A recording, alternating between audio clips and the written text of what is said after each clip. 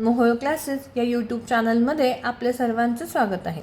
बघा, आज आपण करतोय 10th स्टँडर्डचं मॅथ्स 1मधील पेज नंबर 3वर जे तिसरं सॉल्व एक्झाम्पल आहे ते मी तुम्हाला आज एक्सप्लेन करते. त्यानंतर आपण एक्सरसाइज सुरू करणार आहोत. ओके, बघा मुलांनो, आपण टाईम न घालवता आपल्या आजच्या व्हिडिओला सुरुवात करूया. आपण काय बघतोय सध्या, तर जे 9th स्टँडर्डमध्ये झालं आहे, आपण जे एक्स आणि वायच्या व्हॅल्यूज काढतो त्याच्या 2-3 प्रकार यावर्षी आपण शिकणार आहोत. 2-3 मेथड्स. आज जी शिकतोय ती एलिमिनेटिंग लेटर, म्हणजे एक अक्षर डिलीट करायचं, त्याच्यावरनं दुसऱ्या अक्षराची व्हॅल्यू काढायची, ही मेथड बघतोय. त्यातलं थर्ड सॉल्व एक्झाम्पल जे की पेज नंबर 3वरती आहे.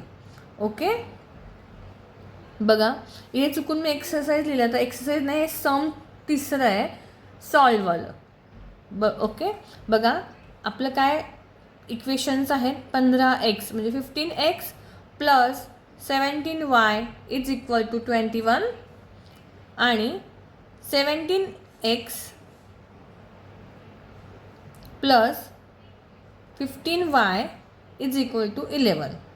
बघा, जेव्हा असे क्रॉस नंबर असतात म्हणजे कोएफिशियंट क्रॉस असतात, इथे जो एक्सचा कोएफिशियंट आहे तो खाली वायला जातो आणि वरती जो वायचा कोएफिशियंट आहे तो खाली एक्सला जातो. तेव्हा काय करायचं, तर हे दोन जे इक्वेशन्स आहेत त्याआधी ॲड करायचे, म्हणजे त्या दोघांची बेरीज करायची. त्यानंतर तेच दोन इक्वेशनचं सबट्रॅक्शन करायचं, म्हणजे वजाबाकी करायची. आणि त्याच्यानंतर कॉमन फॅक्टर बाहेर काढून जे नवीन दोन इक्वेशन येतील त्याचं ॲडिशन किंवा सबट्रॅक्शन ठरवून मग एका व्हेरिएबलचं व्हॅल्यू काढायची. आपण कसं करायचं ते बघूया. पण ही मेथड कधी वापरायची, जेव्हा असे क्रॉस नंबर असतील.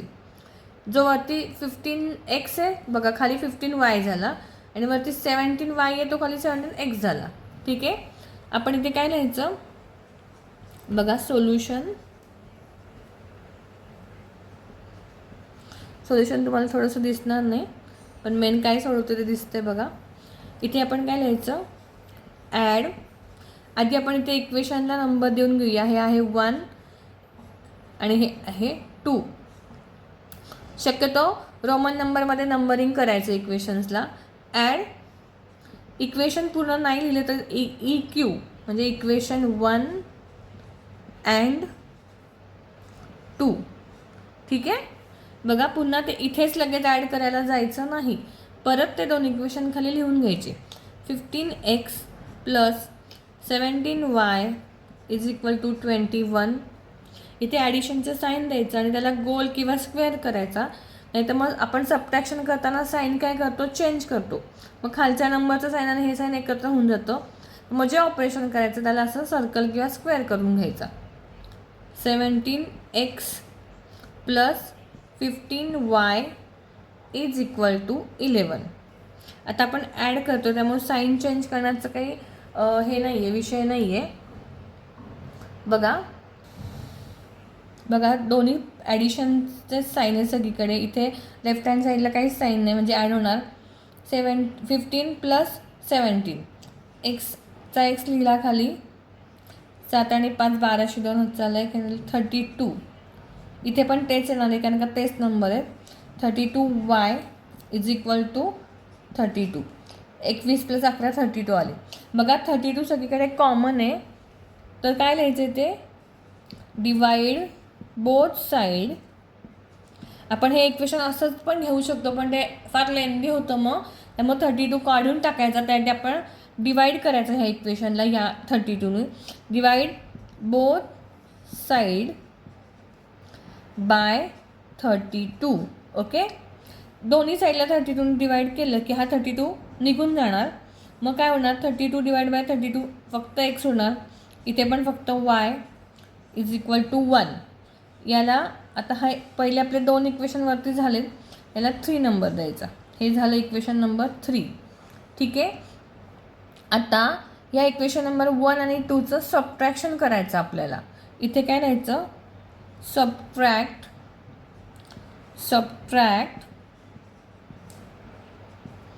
Equation 2 from 1. ओके, तुम्ही 1 फ्रॉम 2 पण म्हणू शकता, उत्तर तेच येणार आहे.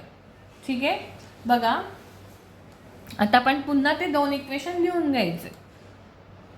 आपण इक्वेशन लिहून घेऊया. आपले जे क्वेश्चनमध्ये आहेत ते 15x plus 17y is equal to 21. त्याच्या खाली 17x plus 15y is equal to 11. आता आपण सबट्रॅक्शन करतो आहे. मी तुम्हाला नेहमी सांगते सबट्रॅक्शनचं साईन आहे त्याला स्क्वेअर किंवा सर्कल करा, का ते तुम्हाला आत्ता पटेल. बघा सबट्रॅक्शन करताना आपण सेकंड इक्वेशन जे असेल व्हर्टिकली असेल तर खालच्या इक्वेशनचे साईन आपण चेंज करतो, आणि हॉरिझॉन्टली असेल तर सबट्रॅक्शन साईनच्या पुढचं ब्रॅकेटमध्ये जे नंबर असतील त्याचं साईन आपण चेंज करतो. आत्ता आपण व्हर्टिकली अरेंजमेंट केली आहे ह्या इक्वेशनची, सो आपल्याला खालच्या इक्वेशनचे साईन चेंज करायचे, आणि जे साईन चेंज करायचे त्याला नेहमी सर्कल करायचा. बघा आता इथे तुम्ही सर्कल केलं तिथे आपण स्क्वेअर करूया. 17xच्या लेफ्टला काहीच साईन नाही, म्हणजे ॲडिशनचं साईन पॉझिटिव्ह 17 आहे तो निगेटिव्ह झाला, त्याला एक स्क्वेअर करून घ्या कारण आपण इथं गोल केला आहे. सेम इकडे पण 15 पॉझिटिव्ह आहे तो निगेटिव्ह झाला, 11 पण पॉझिटिव्ह आहे तो निगेटिव्ह झाला. जर नंबर साईनलेस असेल तर तो पॉझिटिव्ह असतो नंबर. ओके बघा आता इथे सर्कल किंवा स्क्वेअर का केलं मी, नाहीतर काय होतं आता हे ॲडिशन साईन हे सबट्रॅक्शन साईन जर तुम्ही सर्कल किंवा स्क्वेअर करून त्याला विशिष्ट मार्किंग केलं नाही तर हे दोन्ही साईन असे दिसतं. मग ऑपरेशन करताना नक्की हे घ्यायचं का हे घ्यायचं कन्फ्यूज होतं. त्यामुळे आपण जर असं मार्किंग केलं स्क्वेअर किंवा सर्कल केलं तर तुमच्या लक्षात येतं की हे साईन घ्यायचं आहे, ब्रॅकेटमधलं साईन घ्यायचं आपल्याला. ठीक आहे बघा हा 15 पॉझिटिव्ह आहे 17 निगेटिव्ह झाला. जेव्हा अपोजिट साईन असतात तेव्हा आपण काय करतो, पॉझिटिव्ह मोठ्या नंबरमधनं छोटा नंबर मायनस करतो. बघा साईन सोडलं तर 17 15पेक्षा मोठा आहे, 17 - 15 2 आले, हा एक्स 17 मोठा आहे त्याला मायनस आहे म्हणजे -2 आला. ठीक आहे इकडे पण 17 प्लस आहे 15 मायनस आहे, इथे मोठ्या नंबरला प्लस साईन आहे म्हणजे इथे +2x येणार, सॉरी 2y येणार. ठीक आहे आणि आता 21 हा पॉझिटिव्ह आहे 11 हा निगेटिव्ह आहे, त्यामुळे परत 21मधनं 11 गेले की 10 उरले, पण 10 हे काय येणार पॉझिटिव्ह 10 येणार कारण 21 मोठ्या त्याला पॉझिटिव्ह साईन आहे. आता इथे बघा 2 कॉमन बाहेर निघेल. आता इथे 10 आहे, 10 हा 2चा मल्टिपल आहे, 2 5 जा 10. मग इथे काय लिहायचं, डिवाइड बोथ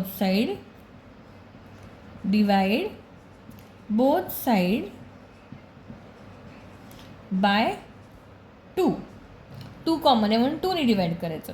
-2xला पॉझिटिव्ह 2ने डिवाइड केलं तर -x उरणार. इकडे प्लस पॉझिटिव्ह 2yला 2ने डिवाइड केलं की पॉझिटिव्ह y उरणार, आणि पॉझिटिव्ह 10ला पॉझिटिव्ह 2ने डिवाइड केलं की 5 उरणार. हे झालं आपलं इक्वेशन नंबर 4. मी हे मुद्दाम तुम्हाला पूर्ण शिकवते म्हणजे तुम्हाला एक्सरसाइजमध्ये सोडवायला पटकन सोपं जाईल. हे इथपर्यंत कळलं आहे. आता आपल्या आता 2 नवीन इक्वेशन आहेत. कोणते, थर्डवालं x + y = 1 हे थर्ड आहे, आणि -x + y = 5. आता ह्या 2 ऑपरेशन आता असं समजा की इथून नवीन इक्वेशन तयार झालं आहे. हे जेव्हा क्रॉस नंबर येतं तेव्हा आपल्याला डबल सम सॉल्व करायला लागतं, त्याला मार्क्स पण जास्त असतात.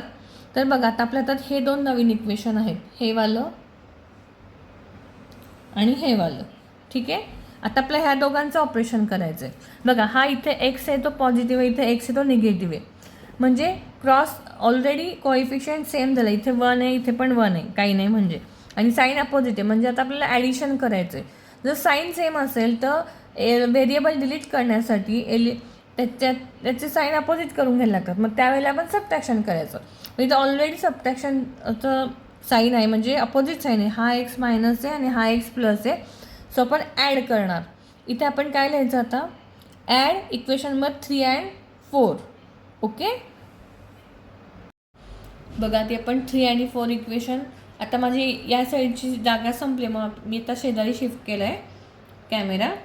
बघा आधी आपण 3 आणि 4 इक्वेशन लिहून घेऊया न चुकता. इक्वेशन नंबर 3 काय होतं आपलं, x + y = 1, आणि इक्वेशन नंबर 4 कुठलं आलं होतं, -x + y is equal to 5. ठीक आहे. आता आपल्याला काय करायचं आहे, ॲड इक्वेशन नंबर इथे माझं लिहायचं राहिलं ते मी इथे लिहिते. ॲड दिसतंय तुम्हाला, थांबा थोडंसं वरती घेते. Add equation 3 and equation. मुलांनो थोडंसं सिस्टमॅटिक वर्कची सवय लावा स्वतःला.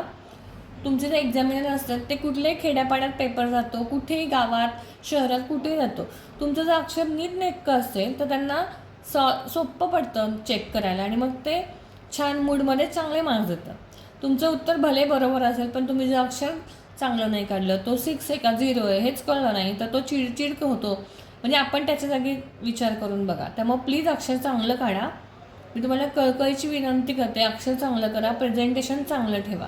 ठीक आहे. बघा आपण मग अशी सांगितल्याप्रमाणे ॲडिशन करणार आहोत, कारण की इथे अपोजिट साईन ऑलरेडी आहे. ॲडिशनचं साईन देऊन त्याला मी स्क्वेअर केला. ठीक आहे.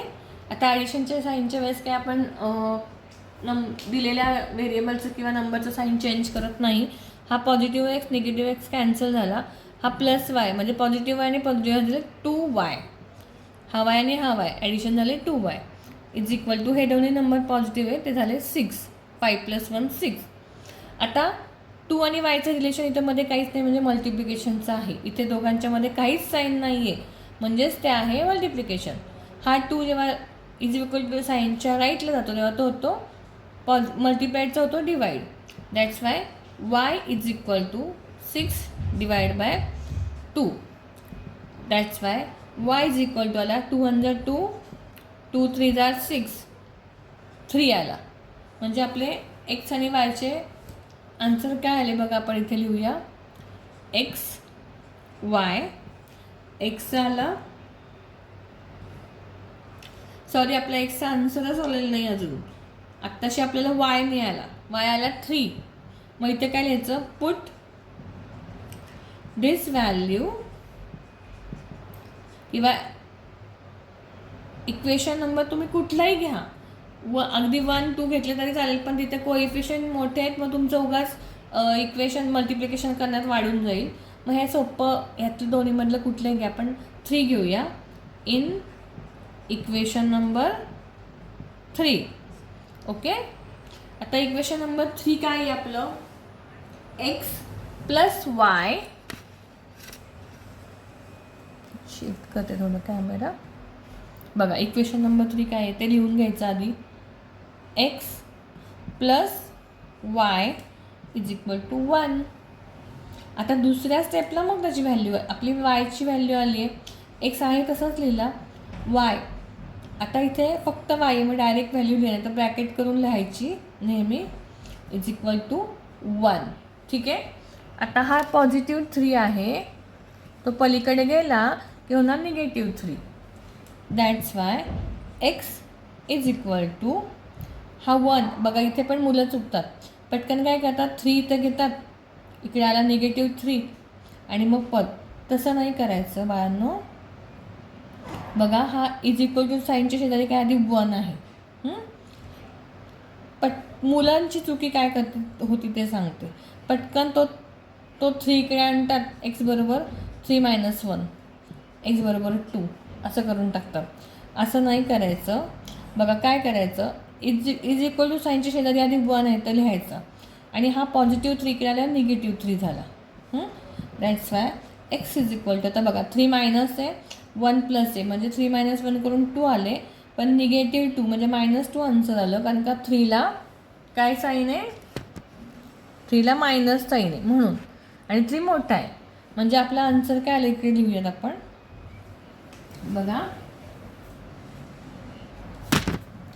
सॉरी बघा x y is equal to एक्सचा आन्सर आला -2 आणि वायचा आन्सर आला आहे 3. ठीक आहे. आता आपण एक्सरसाइजला सुरुवात करूया.